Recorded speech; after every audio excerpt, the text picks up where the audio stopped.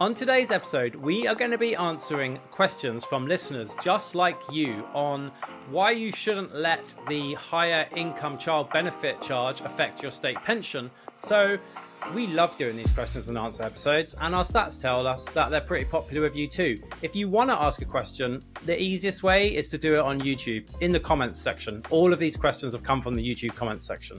I'm joined by Medix Money's very own accountant turned doctor, Dr. Cantello. How are you doing, mate? Yeah, not too bad, Tommy. I'm just going to get straight into the first question because this is complex, it's pretty niche, and I absolutely love it. So this is from Hardev. Firstly, thank you so much for everything you continue to do. I'm so naive when it comes to matters of finance, so throw in the complexities of medic finance and my mind is blown. Yeah, I think that's why we do this, Hardev. No worries. Sorry if this is really simple. Every time someone says, sorry, this is really simple, it turns out to be a question that I guarantee I don't know the answer to. Of course, Ed does, but this ain't simple. The question is, should I be actively opting out of child benefits? I don't claim them anyway due to my income, but someone said I should still go through the process to opt out. Is there any reason I should? Cheers, Hardev.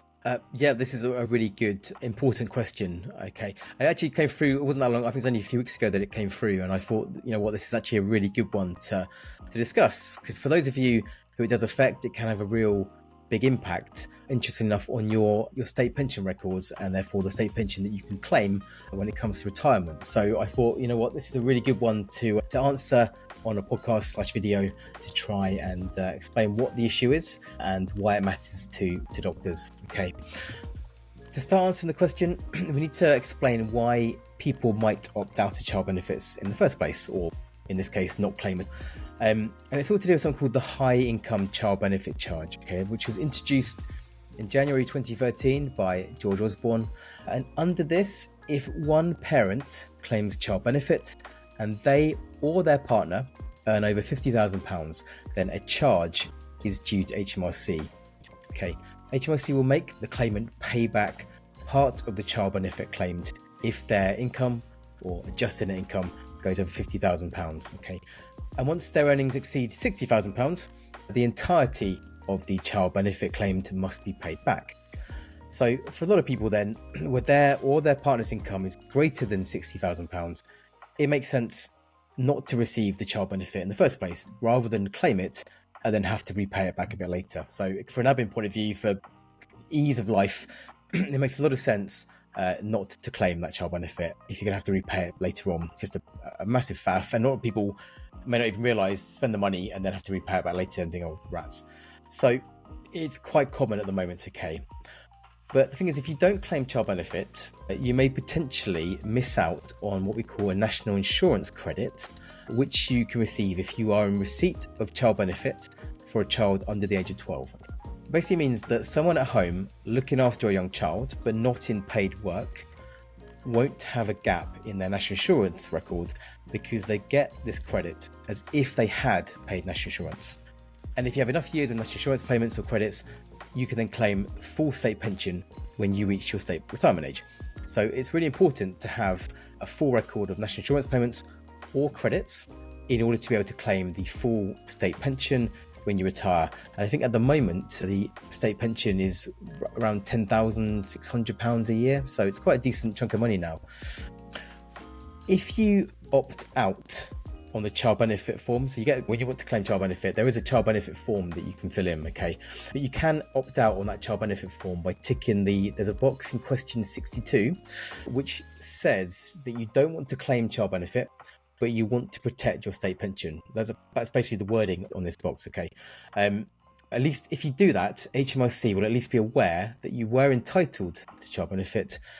Then they record that year as counting towards your state pension record as appropriate. Okay, so if you just don't claim at all, they won't know that you are entitled to it in the first place. Okay, so for most people, you're probably better off when it comes to the point where you can claim child benefit, ticking that box that says, I don't want to get paid child benefit, but I want to protect my state pension. Okay, because then HMRC are aware that you are entitled to child benefit, you're just not receiving it because there's no point, you end up having to repay it. But they will then record that year as counting towards your state pension. Okay, That said, if you are working and paying national insurance in those years, it's unlikely to matter very much. In some cases, it's not going to matter too much anyway, in terms of the amount of years you're going to be working and paying national insurance over your lifetime. You may still end up with a full state pension record anyway. So, for myself, for example, ignoring child benefit for a minute, if I took a couple of years out right now to just go and travel the world, I'm still likely going to have enough years over my lifetime of paying national insurance to get my full state pension, etc. But as I say, it is probably better for most people to opt out of opt out of child benefit rather than just not claim it whatsoever. Okay. For those people who are affected, that is, they do about it, but that was April 2023 and they haven't yet provided a solution.